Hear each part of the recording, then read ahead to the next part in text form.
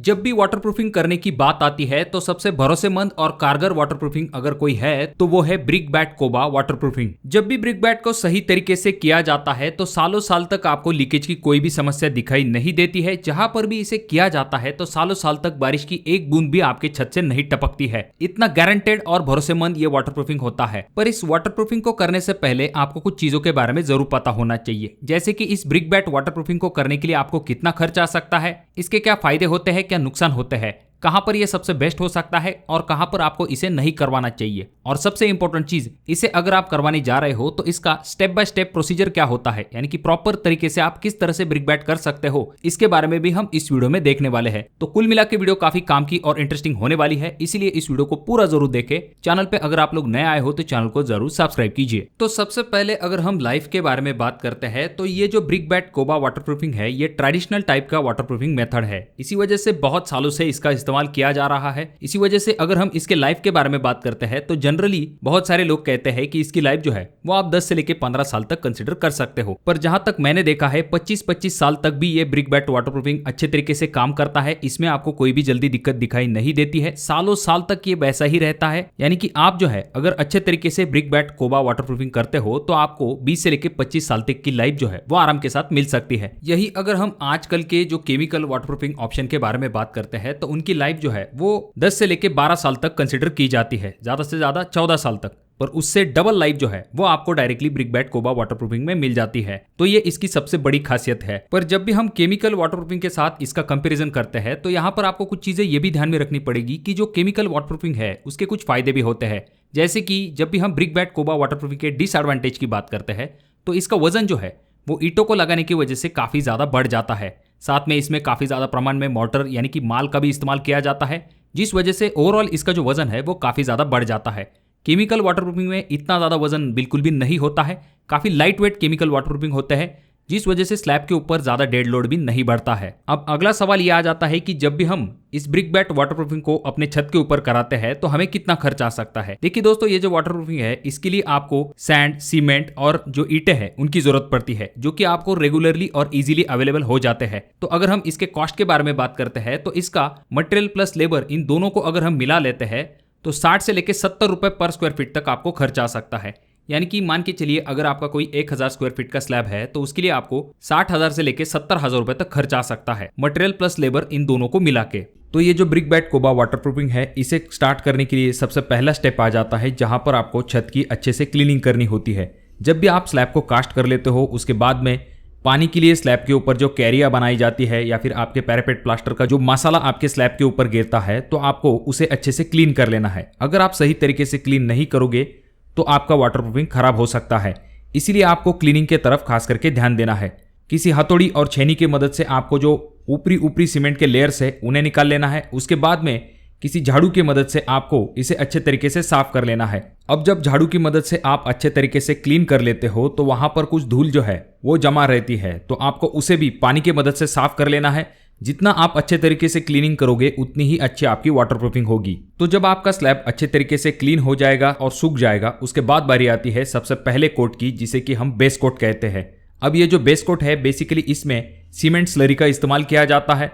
अब यहां पर आप क्या कर सकते हो, सीमेंट स्लरी और केमिकल इन दोनों चीजों का इस्तेमाल कर सकते हो। अब इस बेस कोट के लिए आप जो केमिकल इस्तेमाल करोगे उसका अलग अलग रेशो हो सकता है। जैसे कि कुछ केमिकल के लिए 1.5 किलो सीमेंट लिया जाता है और 1 लीटर तक आपका केमिकल इस्तेमाल किया जाता है। अब जो कोई आपके केमिकल के ऊपर इंस्ट्रक्शन होंगे या फिर जो रेशो लिखा हुआ होगा आपको उस हिसाब से आपकी जो स्लरी है उसे बना लेना है और उसे आपके स्लैब के ऊपर अप्लाई करना है। और जब भी आप स्लरी बनाने वाले हो तो उसे आपको 30 मिनट के अंदर इस्तेमाल करना है। ऐसा नहीं करना है कि उस स्लरी को आपने बना के रखा है और दिन भर आप अपने हिसाब से उसे जब चाहे तब अप्लाई कर रहे हो। एक बार जब आप स्लरी को तैयार कर लेते हो तो आपको 30 मिनट के अंदर उसको इस्तेमाल कर लेना है। और ये कोट अप्लाई करने से पहले आपका जो स्लैब है वो थोड़ा सा हल्का गीला होना चाहिए। अगर स्लैब पूरी तरह से सूखा हुआ है तो वो आपके स्लरी में से पानी को खींच लेगा, जिस वजह से कोट खराब हो सकता है। और ये कोट आपको स्लैब के ऊपर तो करना है, साथ में जो पैरापेट वॉल है उनके ऊपर भी आपको कम से कम 8 इंच से लेके 12 इंच तक हाइट तक इस कोट को अप्लाई करना है। उसके बाद आपको सीमेंट मॉर्टर बना लेना है, जहां पर आप 1:4 या फिर 1:5 का प्रोपोर्शन ले सकते हो, यानी कि 1 पार्ट सीमेंट और 4 पार्ट आपका सैंड होगा। तो अब आप ये जो मोटार बना लोगे, इसे आपको जो बेस कोट है उसके ऊपर अप्लाई कर लेना है और इस मोटार की थिकनेस आपको कम से कम 20 mm तक रखनी चाहिए।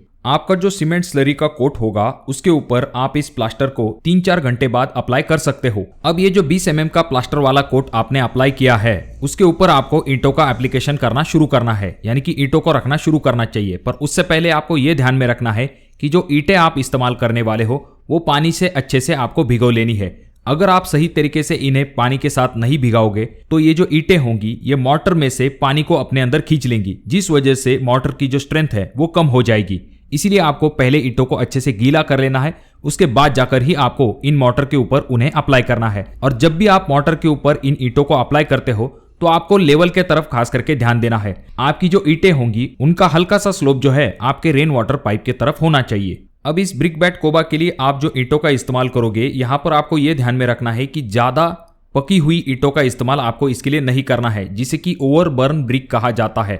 जैसा कि आप अगले वीडियो में देख सकते हो, इस तरह की ईंटों का इस्तेमाल आपको आपके ब्रिक बैट कोबा के लिए नहीं करना है। रेगुलर जो ईंटें होती है आप उनका इस्तेमाल कर सकते हो। और यहाँ पर अगर आप पैसे बचाना चाहते हो तो आप ईंटों के टुकड़ों का भी इस्तेमाल कर सकते हो।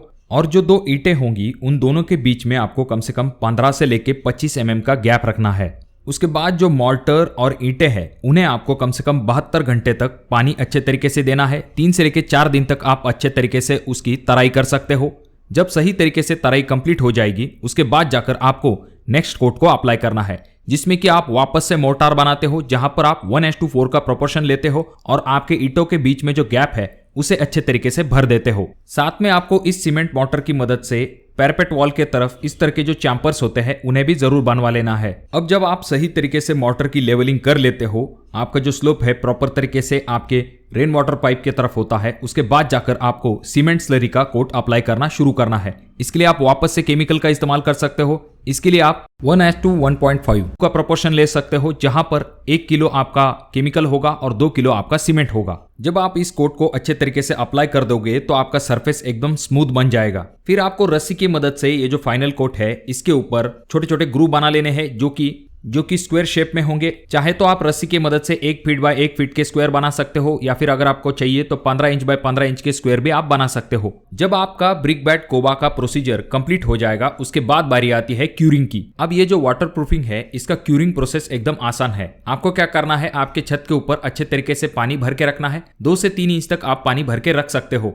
और ये पानी आपको कम से कम 14 दिन तक आपके वाटर प्रूफिंग के ऊपर रखना है, जिससे कि अगर कहीं पर लीकेज है तो उसका भी पता चल जाएगा और आपका जो वाटरप्रूफिंग है उसे भी अच्छे तरीके से पानी मिल पाएगा। अगर ब्रिक बैट कोबा वाटरप्रूफिंग सही तरीके से की जाती है तो 25 साल तक भी आपको कोई भी चिंता करने की जरूरत नहीं पड़ेगी। और ये जो ब्रिक बैट कोबा वाटरप्रूफिंग है इसके लिए आप रेगुलर पीपीसी सीमेंट का इस्तेमाल कर सकते हो।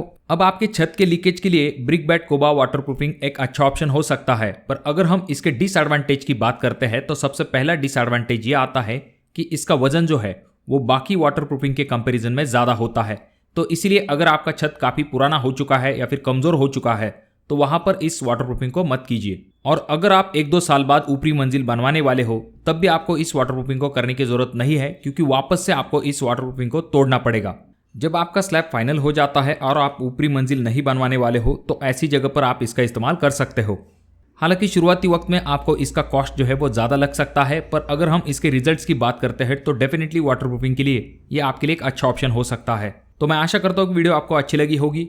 अगर आपके कोई सवाल है तो कमेंट बॉक्स में कमेंट जरूर कीजिए। वीडियो अगर आपको अच्छा लगा हो तो जरूर इसे लाइक कर दीजिए। चैनल पर अगर आप लोग नए आए हो तो चैनल को जरूर सब्सक्राइब कीजिए।